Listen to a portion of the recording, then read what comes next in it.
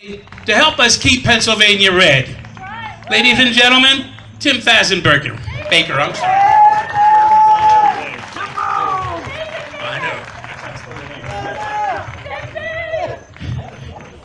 Hey everybody. I love you too. I've been called everything, so it's okay. It's Faison Baker, but as long as you call me something, it's alright. Yes, I am from Baltimore.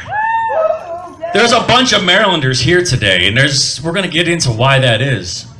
But I want to thank everybody for putting this together, and I want to thank everybody who came here, because it's important that you're here, and we're going to talk about that in a second too.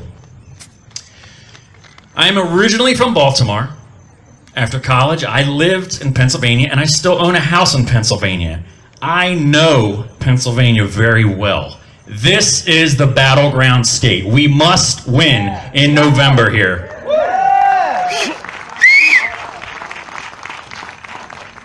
I brought a lot of friends from Maryland.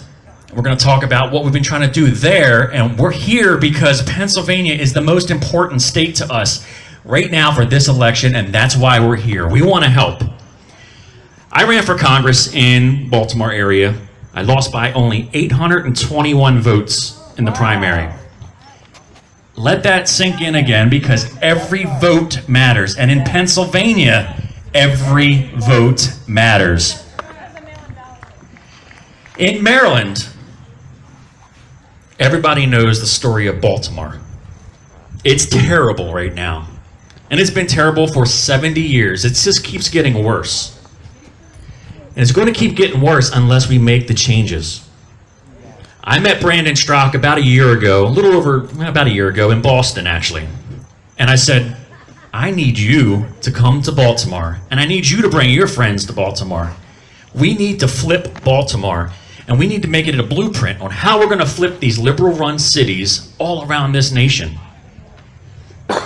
Not too long afterwards, President Trump tweets about the rats in Baltimore, and it becomes national news. And then what happens? We start talking about the founding principles of what walking away means. Understanding that the left takes us for granted, that they are anti-American. And we started really networking in communities that never really voted for a Republican or anything else besides a Democrat. And I'm proud to say that you have people here today that are part of history, because in Baltimore now, we have the largest amount of black Americans running as Republicans in any city, anywhere.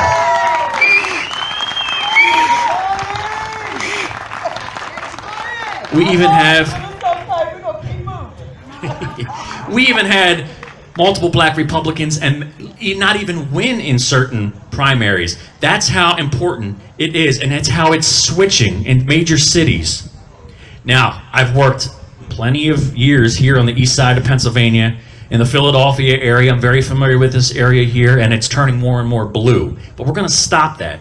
I know somebody speaking after me is going to win her seat, and we're going to support her, and we need to do that because we need to take back every seat that we can.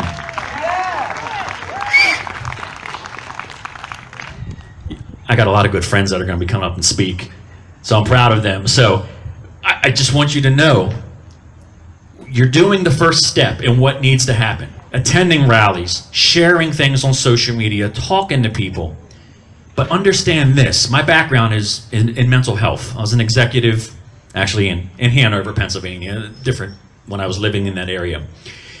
And what I bring to the table, and I try to tell everybody, is if you are like-minded and you're on the right, typically, you think with ration. But it doesn't work when you try to convince somebody on the left that, hey, look, 1 + 1 = 2. They don't care. On their side, I'm going to steal a phrase from my friend Eric Rittmeyer, who's going to come up. They are drunk with emotion. Sorry, Eric, I'll give you $1 for the stealing that. That is important to understand, because you're preaching to the choir when you talk to other people who think with ration like us. But to convince people on the left, you can't just speak with emotion. You have to find something to connect with them that touches their heart. A lot of them are one-issue voters. Find out what that one issue is. Find a way to touch some kind of feeling with them. Make baby steps. They will come around. You know, for 70 years, people in Baltimore and other cities kept saying, hey, look what's going on in your city. The Democrats are destroying everything. But it wasn't sinking in.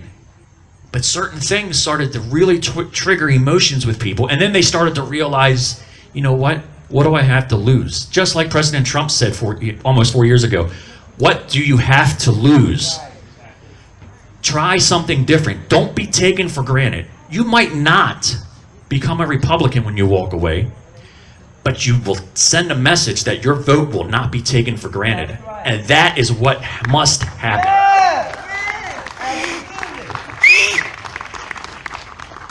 So I'm going to leave you guys with this. Walkaway has been a great resource and a place to go to around the country. It's created a movement, and it talks about, you know, why your vote matters and what you can do. You know, so many times political parties, if they know that you're going to vote for them, they take you for granted. Even Republicans do it. They know if you're conservative, you're going to vote for them because you'll never vote for the other side. Make your voice and your vote matter. Thank you, everybody. I'm Tim Fazenbaker. I'll see you guys soon.